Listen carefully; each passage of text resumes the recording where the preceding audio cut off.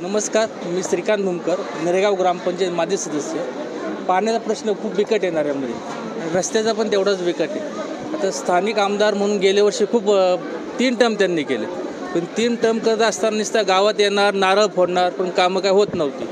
त्यामुळं आम्ही सर्वजण आज या उमेदवार आहेत सचिन भाऊ दोडके, त्यांना सर्व गावकऱ्यांनी जाहीर पाठिंबा देत आहोत. अजून काय समस्या आहेत? फक्त पाणी समस्या, रस्त्याच्याही खूप समस्या आहे. रस्त्याच्या इथं पण आम्ही ज्या स्थानिक युवकांनी ज्या बिल्डिंग बांधल्या होत्या, सरकार दरबारी खूप आम्ही आवाज उठवले की बाबा अनलिगली आहे का नाही नंतर ठरवा, पण ह्या लोकांचा जो रोजगार आहे, ज्यांनी काहींनी फंडातून पैसे उचलले आहेत, काहींनी बाहेरून उचलले आहेत, ह्यांचं व्याज या गोष्टीमुळे भरपूर लोक हैराण झालेली आहेत.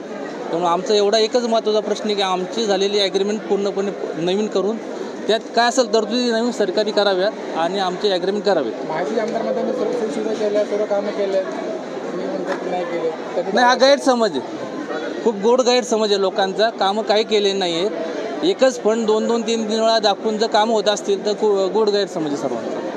आपलं काय माहिती? मी नंदूभाऊ जगताप, एक सामान्य नागरिक म्हणून नाऱ्यामध्ये मला असं वाटतंय, या ठिकाणी जो मेळावा झाला, सर्व सोसायटींचे चेअरमन आणि सगळे उपस्थित होते.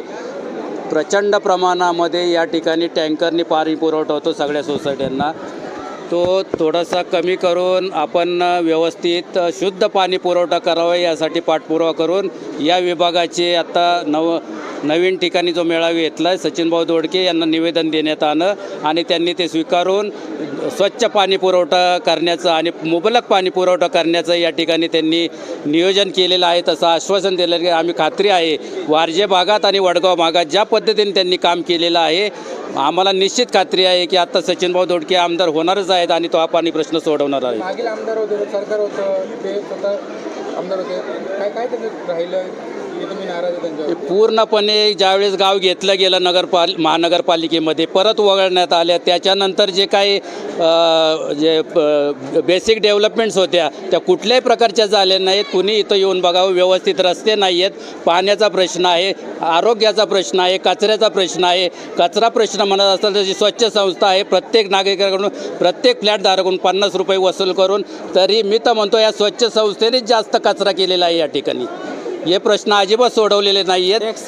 टॅक्सचा जो प्रश्न आहे, 3 पट टॅक्स लावलेला आहे, तोही आता तात्पुरता जो GR काढलेला आहे तोही समाधानकारक नाही आहे. फक्त निवडणुकीपुरता GR काढण्यात आहे आणि त्याच्यानंतर हा टॅक्स भविष्यात आल्यानंतर एक रकमी घ्यायचा, एक रकमी आमदारांना आम्ही व्यवस्थित सांगितलेलं आहे.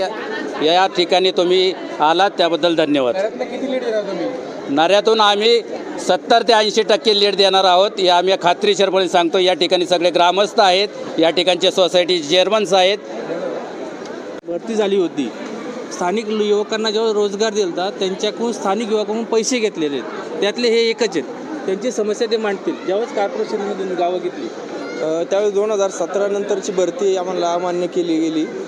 त्यावेळेस आम्ही प्रत्येक पक्षाच्या, सत्ताधारी पक्षाच्या दरवाजात जाऊन उभं राहिलो होतो की आम्हाला कोणीतरी मदत करेन, आम्हाला कर्मचारी म्हणून पालिकेत घेतील, पण असं कुणी नाही केलं. पण ज्यावेळेस सचिन भाऊंची आमची ज्यावेळेस भेट झाली त्यावेळेस ते नगरसेवक असूनसुद्धा पालिकेत जाऊन आमच्यासाठी त्यांनी जो धडक दिली ही आमच्यासाठी एक प्रेरणादायी तर ठरलीच, पण आज ती कुठेतरी एक वेगळं रूप घेऊन ती सक्सेसफुल होण्याच्या मार्गावर आहे.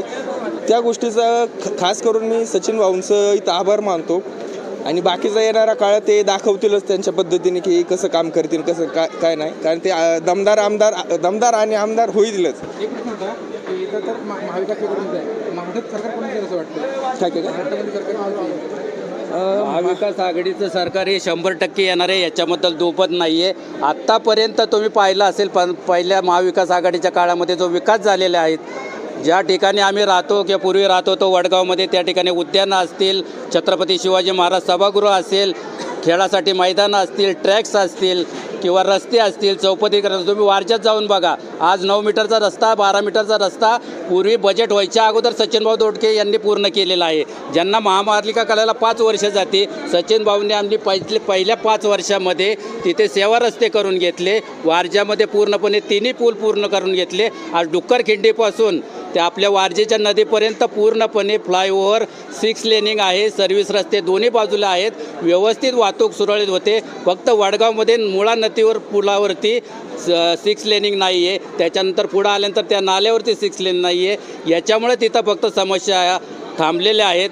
आम्ही एवढंच म्हणेल, वारज्याला जसं झालं तसं वडगाव, नवले ब्रिज आणि नरे या ठिकाणी 6 लेन होऊन सचिन भाऊ दोडके यांच्या माध्यमातून तो वाहतुकीचाही प्रश्न सुटेल, याची आम्हाला 100% खात्री आहे.